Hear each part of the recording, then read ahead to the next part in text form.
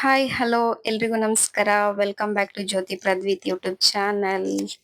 ಇವತ್ತು Good Friday ಆಗಿರೋದ್ರಿಂದ ರಜಾ ಇತ್ತು ಅಂತ ಊರಿಗೆ ಬಂದಿದ್ದೆ. ಸೊ ಇವತ್ತಿನ ನನ್ನ ವ್ಲಾಗ್ ಊರಲ್ಲಿ ಶುರು ಆಗ್ತಿದೆ. ಬೆಳಗ್ಗೆ 6 ಗಂಟೆಯಿಂದ 12 ಗಂಟೆವರೆಗೂ ನಾನು ಏನೇನ್ ಮಾಡಿದೆ ಅಂತ ಎಲ್ಲ ಈ ವ್ಲಾಗ್ ಅಲ್ಲಿ ಶೇರ್ ಮಾಡ್ಕೊಂಡಿದ್ದೀನಿ. ಫುಲ್ ವಿಡಿಯೋ ಯಾರು ಸ್ಕಿಪ್ ಮಾಡದೆ ನೋಡಿ. ನಾನು ಬೆಳಗ್ಗೆ 6 ಗಂಟೆಗೆ ಎದ್ಬಿಟ್ಟು ಹಲ್ಲು ಉಜ್ಕೊಂಡು ನನ್ನ ಮೊದಲನೇ ಕೆಲಸನೇ ಕಸ ಗುಡಿಸೋದು. ಸೊ ಅಂಗಳದಲ್ಲೆಲ್ಲ ನಾನು ಕಸ ಗುಡಿಸ್ಕೊಬಿಟ್ಟು ನಮ್ಮ ಮನೆ ರೋಡಿಗೆ ಇರೋದ್ರಿಂದ ಸೊ ನಾವು ರೋಡ್ ಮೇಲೆ ಕೂಡ ಎಲ್ಲ ಕಸ ಗುಡಿಸ್ಕೊತೀವಿ. ಸೊ ನಾನಿಲ್ಲಿ ರೋಡ್ ಮೇಲೆಲ್ಲ ಕಸ ಗುಡಿಸ್ಕೊಂಡು ಹಾಗೇನೆ ನೀರ್ ಹಾಕೋತಾ ಇದ್ದೀನಿ. ನೀರ್ ಹಾಕಿದ ತಕ್ಷಣ ಎಷ್ಟು ಚೆನ್ನಾಗಿ ಮಣ್ಣಿನ ವಾಸನೆ ತರ ಬರ್ತಾ ಇತ್ತು. ಸೊ ಇಲ್ಲಿ ಒಂದೇ ಒಂದು ಪುಟ್ಟದಾಗಿ ಮಲ್ಗೆ ಗಿಡ ಇತ್ತು, ಅದಕ್ಕೂ ಸಹ ನೀರ್ ಹಾಕೊಂಡೆ. ಗಿಡದಲ್ಲಿ ಎರಡೇ ಎರಡು ಹೂ ಇದ್ರು ಕೂಡ ಘಮ್ ಅಂತ ವಾಸನೆ ಬರ್ತಾ ಇತ್ತು. ಬೆಳಗ್ಗೆ ಅದ್ರ ವಾಸನೆ ಕುಡಿಯಕ್ಕೆ ಮನಸ್ಸಿಗೆ ಏನೋ ಒಂಥರ ಆನಂದ. ಅದಾದ್ಮೇಲೆ ನಾನು ಇಲ್ಲಿ ಬಾಗಿಲು ಸಾರಿಸ್ಕೊಳ್ಳೋಣ ಅಂತ ಬಂದೆ. ನಮ್ಮ ಮನೆಯಲ್ಲಿ ಅದಕ್ಕೇನೆ ಡೈಲಿ ಬಾಗಿಲು ಸಾರಿಸೋದು. ಸೊ ನಾನ್ ರಜಕ್ ಬಂದಾಗ ಮಾತ್ರ ನಾನು ಇದೇ ನಮ್ ರುಟೀನ್ ವ್ಲಾಗ್ ಆಗಿರುತ್ತೆ, ಇಲ್ಲಾಂದ್ರೆ ಅಮ್ಮ ಮಾಡ್ಕೋತಾರೆ. ಸೊ ನಾವು ಬಂದಾಗ್ಲೂ ಸ್ವಲ್ಪ ಚಿಕ್ಕ ಪುಟ್ಟ ಹೆಲ್ಪ್ ಮಾಡಿದ್ರೆ ಅವ್ರಿಗೆ ಎಷ್ಟೋ ಖುಷಿ ಅನ್ಸುತ್ತೆ ಅಲ್ವಾ ಫ್ರೆಂಡ್ಸ್. ಮಾಡಿರೋರ್ಗೆ ಮಾಡಕ್ಕೆ ಏನೋ ಒಂಥರ ಬೇಜಾರು, ರೆಸ್ಟ್ ಇಲ್ಲ ಅನ್ನೋ ಫೀಲ್ ಬಂದ್ಬಿಡುತ್ತೆ. ಸೊ ನಾನು ಯಾವಾಗ ಬಂದ್ರು ಮ್ಯಾಕ್ಸಿಮಮ್ ಅದಕ್ಕೆ ಹೆಲ್ಪ್ ಮಾಡಕ್ಕಂತಾನೆ ಟ್ರೈ ಮಾಡ್ತಾ ಇರ್ತೀನಿ. ಸೊ ಇಲ್ಲಿ ಈಗ ನಂದು ಬಾಗ್ಲು ಒರ್ಸೋದಾಗಿದೆ. ಆಮೇಲೆ ಇಲ್ಲಿ ನಾನು ರಂಗೋಲಿನ ಹಾಕೋತಾ ಇದ್ದೀನಿ. ರೋಡ್ ಮೇಲೆಲ್ಲ ನೀರ್ ಹಾಕಿರೋದ್ರಿಂದ ಮಣ್ಣಿನ ವಾಸನೆ ಅಂತೂ ಸಖತ್ತಾಗಿ ಬರ್ತಾ ಇತ್ತು. ಬೆಳಗ್ಗೆನೆ ತುಂಬಾನೇ ಖುಷಿ ಅನ್ನಿಸ್ತಾ ಇತ್ತು. ಏನೊಂಥರ ಮಣ್ಣಿಲ್ಲ ಅಂದ್ರೂ ಕೂಡ ಇದೆಲ್ಲ ಕಾದಿರೋದ್ರಿಂದ ಮಣ್ಣಿನ ತರ ವಾಸನೆ ಬರ್ತಾ ಇತ್ತು. ಇಲ್ಲಿ ಚಿಕ್ಕದಾಗಿ ನಾನೊಂದು ರಂಗೋಲಿನ ಹಾಕೋತಾ ಇದ್ದೀನಿ. ನನ್ಗೆ ರಂಗೋಲಿ ಹಾಕೋದಂದ್ರೆ ತುಂಬಾ ಇಷ್ಟ. ಹೊಸವೆಲ್ಲ ರಂಗೋಲಿ ಕಲಿಯಕ್ ನನಗೆ ಟೈಮ್ ಇಲ್ಲ ಅಂದ್ರೂ ಕೂಡ ಕಲ್ತಿರೋ ಚಿಕ್ಕ ಪುಟ್ಟ ಹಳೆ ರಂಗೋಲಿಗಳನ್ನೇ ಪದೇ ಪದೇ ಹಾಕ್ತಾ ಇರ್ತೀನಿ. ನಮ್ಮಮ್ಮ ಅಂತೂ ನಗ್ತಾ ಇರ್ತಾರೆ, ಯಾವಾಗ ನೋಡಿದ್ರು ಇದೇ ರಂಗೋಲಿ ಹಾಕ್ತೀಯ ಅಂತ. ಹಾಗೇನೆ ರಂಗೋಲಿ ಎಲ್ಲ ಹಾಕೋದಾಗಿ ಆದ್ಮೇಲೆ ನಾನು ಒಳಗಡೆ ಬಂದೆ. ಒಳಗಡೆ ಬಂದು ನನಗೋಸ್ಕರ ಒಂದು ಡಿಟಾಕ್ಸ್ ಡ್ರಿಂಕ್ ಮಾಡ್ಕೊಳ್ಳೋಣ ಅಂತ ಮಾಡ್ಕೊತಾ ಇದ್ದೀನಿ. 1 ಲೋಟದಷ್ಟು ನೀರ್ ಹಾಕೊಂಡು ಅದಕ್ಕೆ ನಾನು ಶುಂಠಿನ ಸ್ವಲ್ಪ ಜಜ್ಜಿ ಹಾಕೊಂಡು ಹಾಗೇನೆ ಒಂದು ಅರ್ಧ ಟೇಬಲ್ ಸ್ಪೂನ್ ಅಷ್ಟು ಜೀರಿಗೆನ ಹಾಕೊಂಡು ಚೆನ್ನಾಗಿ ಕುದಿಸ್ಕೊಂಡೆ. ಇದು ಹೆಲ್ತ್ಗೆ ತುಂಬಾನೇ ಒಳ್ಳೇದು. ಹಾಗೇನೆ ಇದನ್ನ ನಾನು ಇಲ್ಲಿ ಫಿಲ್ಟರ್ ಮಾಡ್ಕೊತಾ ಇದ್ದೀನಿ. ಸ್ವಲ್ಪ ತಣ್ಣಗಾಗೋದಕ್ಕೆ ಬಿಟ್ಟು ವಾರ್ಮ್ ಆಗ್ತಿದ್ದಂಗೆ ಅದಕ್ಕೆ ಲೆಮನ್ ನ ಸ್ಕ್ವೀಸ್ ಮಾಡ್ಕೊಂಡೆ. ಅದು ಕ್ಲಿಪ್ ಇಲ್ಲಿ ಮಿಸ್ ಆಗಿದೆ. ಜೀರಿಗೆ ನಮ್ಗೆ ಅಸಿಡಿಟಿಗೆ ತುಂಬಾನೇ ಹೆಲ್ಪ್ ಆಗುತ್ತೆ. ಶುಂಠಿ ಮತ್ತೆ ಲೆಮನ್ ಫ್ಯಾಟ್ ನ ಬರ್ನ್ ಮಾಡಕ್ಕೆ ಹೆಲ್ಪ್ ಮಾಡುತ್ತೆ. ಸೊ ಅದಾಗಿ ಆದ್ಮೇಲೆ ಈಗ ನನ್ನ ಸವಾರಿ ಹೊರಟಿದೆ ಅಂಗಡಿ ಕಡೆ. ಏನಕ್ಕಪ್ಪ ಅಂದ್ರೆ ಅದಕ್ಕೆ ಕೇಳಿದ್ರು ಹಾಲ್ ಬೇಕು ಅಂತ. ಸೊ ನಾನೀಗ ಹಾಲ್ ತರೋದಿಕ್ಕೆ ಅಂತ ಗಾಡಿ ಹೊರಟೆ. ಆಮೇಲೆ ಅಲ್ಲಿಂದ ಹಾಲ್ ತಗೊಂಡು ಬಂದಾದ್ಮೇಲೆ ಅಪ್ಪಾಜಿ ಫಿಲ್ಟರ್ ನೀರ್ ತರೋದಕ್ಕೆ ಅಂತ ಹೋದ್ರು. ಫೈನಲಿ ಅವರು ಫಿಲ್ಟರ್ ನೀರ್ ತಂದಾಯ್ತು. ಅದು ಅಪ್ಪಾಜಿಗೆ ಹುಷಾರಿರ್ಲಿಲ್ಲ. ಸೊ ಅವಾಗಿಂದ ನಾವೇನು ಭಾರ ಎತ್ತಕ್ ಬಿಡ್ತಾ ಇಲ್ಲ. ಸೊ ಯಾರು ಇರ್ತೀವಿ ಅವ್ರೇನೆ ತಗೊಂಡ್ ಬಂದು ಒಳಗಡೆ ಇಡ್ತೀವಿ. ನಮ್ಮಿಂದ ಆದಷ್ಟು ಹೆಲ್ಪ್ ಮಾಡಿದ್ರೆ ಅವ್ರಿಗೂ ಕೂಡ ಖುಷಿ ಆಗುತ್ತೆ. ಸೊ ಅದಾದ್ಮೇಲೆ ಅಪ್ಪಾಜಿ ಜೊತೆಗೆ ನನ್ನ ಸವಾರಿ ಹೊರಟಿದೆ ಹೊಲದ ಕಡೆ. ಎಸ್, ಬನ್ನಿ ಎಲ್ರು ಇವತ್ತು ನಿಮ್ಮನ್ನು ಕೂಡ ನಮ್ಮ ಹೊಲಕ್ಕೆ ಕರ್ಕೊಂಡು ಹೋಗ್ತೀನಿ. ನಾವು ಮಾಡ್ತಾ ಇರೋ ಹೊಲ ನಮ್ಮೂರಲ್ಲೇ ಇಲ್ಲ, ನಮ್ಮೂರಿಂದ 1 ಕಿಲೋಮೀಟರ್ ದೂರದಲ್ಲಿರೋ ನಮ್ಮ ಪಕ್ಕದ ಊರಲ್ಲಿದೆ.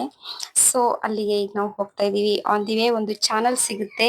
ಇಲ್ಲಿ ನೋಡಿ ಬೆಳಗ್ಗೆನೆ ಎಲ್ರು ಹೆಣ್ಮಕ್ಳು ಇಲ್ಲಿ ಬಟ್ಟೆ ಒಗೆಯುವಂಥದ್ದು, ಮಧ್ಯಾಹ್ನ ಟೈಮ್ ಎಲ್ಲ ಮಕ್ಕಳು ದೊಡ್ಡವರೆಲ್ಲ ಈಜಾಡೋ ಅಂತದ್ದೆಲ್ಲ ಮಾಡ್ತಾರೆ. ಅಫ್ಕೋರ್ಸ್ ನಾವು ಕೂಡ ಎಲ್ಲ ಮಾಡಿದೀವಿ ಚಿಕ್ಕ ವಯಸ್ಸಲ್ಲಿ. ನಮ್ಮ ಹೊಲ ನಮ್ಮ ಮನೆಯಿಂದ ಸುಮಾರು 4 ರಿಂದ 5 ಕಿಲೋಮೀಟರ್ ಡಿಸ್ಟೆನ್ಸ್ ಅಲ್ಲಿದೆ. ಸೊ ದೂರ ಆಗಿರೋದ್ರಿಂದ ಗಾಡಿ ಏನಾದ್ರು ವೆಹಿಕಲ್ ಅಲ್ಲಿನೇ ಹೋಗ್ಬೇಕು, ಬೈ ವಾಕ್ ಹೋಗ್ಬೇಕಂದ್ರೆ ಆಗಲ್ಲ. ಅಪ್ಪಾಜಿದು ರುಟೀನ್ ಯಾವಾಗ್ಲೂ ಬೆಳಗ್ಗೆ 5 ಗಂಟೆ ಸುಮಾರೇನೆ ಹೊಲಕ್ಕೆ ಹೋಗುವಂತದ್ದಾಗಿರುತ್ತೆ. ಬಟ್ ನಿನ್ನೆ ನೈಟೇನೆ ಒಪ್ಪಂದ ಆಗಿತ್ತು, ನನ್ನನ್ನ ನಾಳೆ ಬೆಳಗ್ಗೆ ಹೊಲಕ್ಕೆ ಕರ್ಕೊಂಡು ಹೋಗ್ಲೇಬೇಕು ಅಂತ. ನಾನು 5 ಗಂಟೆಗೆ ಎದ್ದೇಳಲ್ಲ ಅಂತ ಅಪ್ಪಾಜಿ ನಾನು ಎದ್ದೇಳೋವರೆಗೂ ವೇಟ್ ಮಾಡಿ ಅವರ ಶೆಡ್ಯೂಲ್ ನ 6:30ಗೆ ಮಾಡ್ಕೊಂಡ್ರು. ಸೊ 6:15ಗೆ ನಾವು ಮನೆ ಬಿಟ್ಟು ಈಗ ಫೈನಲಿ ರೀಚ್ ಆಗಿದ್ದೀವಿ ನಮ್ಮ ಹೊಲಕ್ಕೆ. ಇದು ಚಾನಲ್ ಅಂತ, ಆಕ್ಚುಲಿ ಇದು ಕಾಲುವೆ, ಆದ್ರೆ ಆಡು ಭಾಷೆನಲ್ಲಿ ಚಾನಲ್ ಅಂತ ಕರಿತೀವಿ. ನೋಡಿ ಎಷ್ಟು ಉದ್ದ ಹರಿತಾ ಇದೆ. ಇಲ್ಲಿರೋ ಸುತ್ತಮುತ್ತ ಎಲ್ಲಾ ಹೊಲಕ್ಕೂನುವೆ ಇಲ್ಲಿಂದಾನೇ ನೀರ್ ಹೋಗೋದು. ಅಲ್ಲಿದೆ ನಮ್ ಗಾಡಿ. ಇಲ್ಲಿ ಅಪ್ಪ ನೀರ್ ಹೋಗ್ಲಿ ಅಂತ ಅಡ್ಡ ಹಾಕ್ತಾ ಇದಾರೆ. ಅಡ್ಡ ಹಾಕ್ದಂಗೆಲ್ಲ ಯಾರಾದ್ರೂ ಅವ್ರಿಗೆ ಬೇಕಾದವರು ಅವ್ರು ಬಂದು ನೀರನ್ನ ತಿರುಗಿಸ್ಕೊಳ್ಳೋದು ಆತರ ಮಾಡ್ತಾನೆ ಇರ್ತಾರೆ. ನಮ್ಮ ಹೊಲ ಮೇನ್ ರೋಡ್ ಅಲ್ಲಿ ಇಲ್ಲ. ಸೊ ನಾವು ಸ್ವಲ್ಪ ಬದಿ ಮೇಲೆ ನಡ್ಕೊಂಡು ಹೋಗ್ಬೇಕಾಗುತ್ತೆ.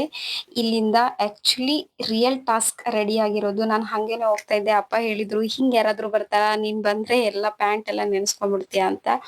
ಸೊ ಎಲ್ಲಾ ಮೇಲಕ್ಕೆ ನಾನು ರೆಡಿ ಮಾಡ್ಕೊಂಡು ಫೈನಲಿ ಯುದ್ಧಕ್ಕೆ ರೆಡಿ ಆಗಿರೋ ತರ ಇಳ್ದೆ ನೀರ್ಗೆ. ಸಕ್ಸಸ್ಫುಲಿ ನಾನು ಒಂದು ಕಾಲುವೆನ ದಾಟ್ಬಿಟ್ಟೆ. ನೋಡಿ ಬದಿಗಳೆಲ್ಲ ಎಷ್ಟು ಚಿಕ್ಕ ಚಿಕ್ಕದಾಗಿದೆ. ಇದ್ರ ಮೇಲೇನೆ ನಡ್ಕೊಂಡು ಹೋಗ್ಬೇಕು.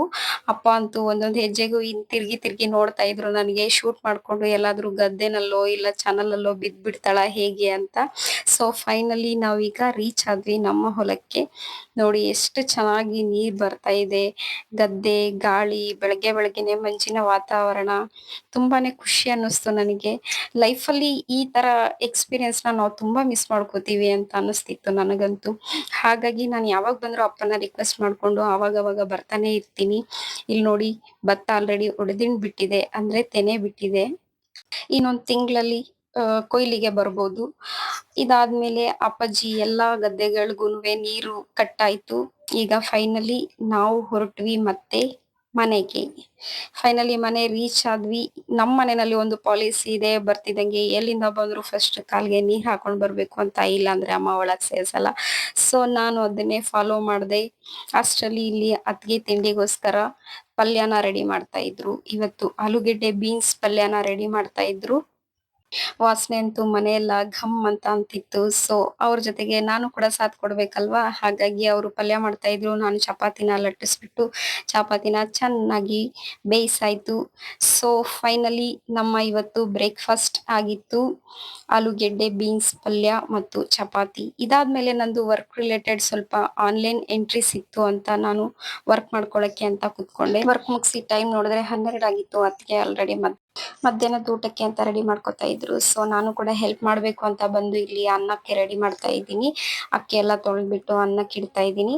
ಓಕೆ, ಇದಾಗಿತ್ತು ಇವತ್ತಿನ ವ್ಲಾಗ್. ಯಾರಿಗೆಲ್ಲ ನನ್ನ ವಿಡಿಯೋ ಇಷ್ಟ ಆಯ್ತು ಲೈಕ್ ಮಾಡಿ, ಕಮೆಂಟ್ ಮಾಡಿ, ಶೇರ್ ಮಾಡಿ, ಹಾಗೆ ನನ್ನ ಚಾನಲ್ನ ಸಬ್ಸ್ಕ್ರೈಬ್ ಮಾಡಿ, ಬೆಲ್ ಬಟನ್ ಅನ್ನ ಒತ್ತಿ. Thank you.